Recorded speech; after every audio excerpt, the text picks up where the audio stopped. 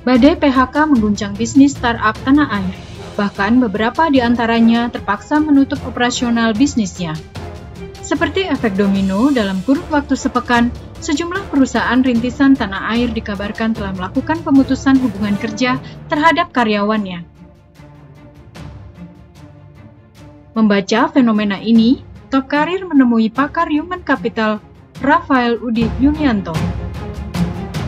Kondisinya itu kan kondisi di mana dunia termasuk juga di dalam dunia bisnis digital dan seterusnya itu kan juga kondisi yang sifatnya uncertain. Jadi secara umum itu ada ketidakpastian, ya ketidakpastian. Nah, menggagas masa depan, kemudian masuk ke dalam bisnis masa depan, ya kan? Ini kan juga masuk ke dalam bisnis yang saya sebut juga uncertain. Karena kita belum tahu secara pasti bagaimana keadaan masa depan khususnya yang berbasis dengan teknologi digital. Artinya ketika perusahaan-perusahaan ini masuk ke dalam uncertainty ya of business ini, maka dia pasti juga mempunyai sebuah risiko. Risikonya juga adalah ketidakpastian itu sendiri. Ya. Nah, kalau kemudian disadari bahwa untuk startup ya di bisnis ini bahwa kemudian masuk ke dalam uncertainty ini, ya kemudian salah satu risikonya adalah bahwa apakah akan kemudian booming dan berhasil atau kemudian pasar berubah sama sekali.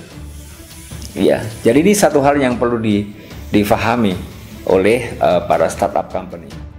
Mantan Vice President HR Management Media Group ini juga menyebutkan bahwa kegagalan bisnis rintisan seringkali terjadi karena masyarakat yang menjadi target pasar belum siap dan kurang memiliki pemahaman yang cukup atas teknologi yang ditawarkan. Salah satu unsur keberhasilan bisnis itu kan pasar. Ya, nah pasar sendiri perlu disurvei, pasar sendiri perlu dilihat kesiapannya. Apakah pasar sendiri cukup untuk literasi terhadap produk yang kemudian dihasilkan yang berbasis teknologi maupun digital ini. Nah, kalau kemudian pasar itu kemudian tidak siap dalam arti bahwa kita tidak cukup membuat pasar itu matang, mempunyai literasi yang baik dia terhadap produk-produk digital, teknologi komunikasi ini, maka meskipun produknya bagus dan barangkali juga futuristik, tapi pasar itu belum siap. Pasar itu belum terliterasi dengan baik, belum dipersiapkan dengan baik. Maka ada kemungkinan bahwa tidak terserap atau tidak terbeli. Ya, atau pasar memang belum merasa membutuhkan. Oleh karena tidak terliterasi, tidak dimatangkan, tidak dipersiapkan, sehingga ada kemungkinan gagal. Ya, itu terlepas dari kecanggihan produk ya, terlepas dari majunya produk. Tapi kalau pasar kemudian tidak diliterasi, maka pasar pun tidak akan menyerap. Itu yang menyebabkan kemudian bisnis ini juga mempunyai risiko yang besar.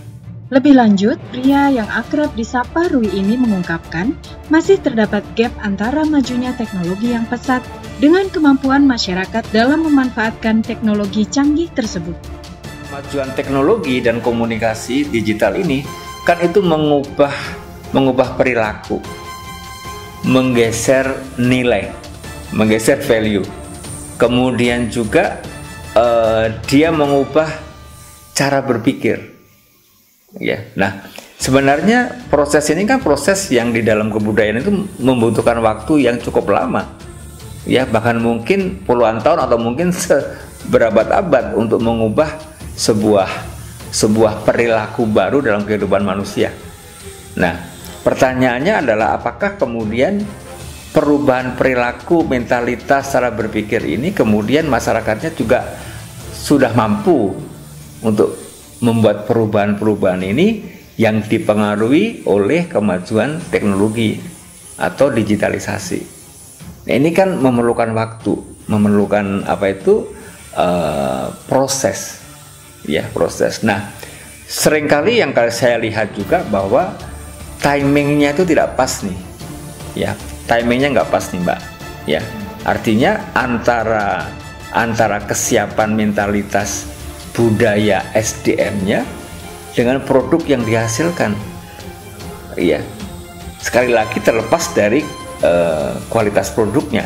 Tapi ketika pasar kemudian tidak bisa atau lama berubah proses cara berpikirnya maupun berperilakunya, maka sebuah gadget, misalnya gadget seperti ini, bagi masyarakat yang literasinya kurang, barangkali juga tidak akan optimal. Ya, yang dipakai hanya 1-2 aplikasi saja, selebihnya yang 20 aplikasi nggak pernah dipakai. Nah, akhirnya apa yang terjadi? Perubahan perilaku yang dari tadinya konvensional kepada perilaku digital itu juga membutuhkan waktu.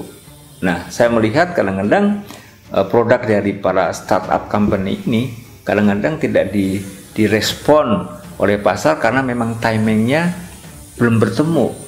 Ya mungkin 5 tahun lagi, mungkin 10 tahun, saya nggak tahu. Namun ini memang tergantung dari bagaimana sebagai perusahaan, sebagai korporasi, kita juga ikut bertanggung jawab untuk membuat literasi kepada calon konsumen, kepada pasar. Karena kita tidak hanya cukup berfokus hanya kepada produknya sendiri, kita juga harus ikut mematangkan pasar. Ya kalau tidak kan nggak ada yang beli. Nah, ini yang kemudian membuat barangkali beberapa startup ini kemudian merugi dan kemudian gulung tikar dan terpaksa kemudian harus mem-PHK karyawannya.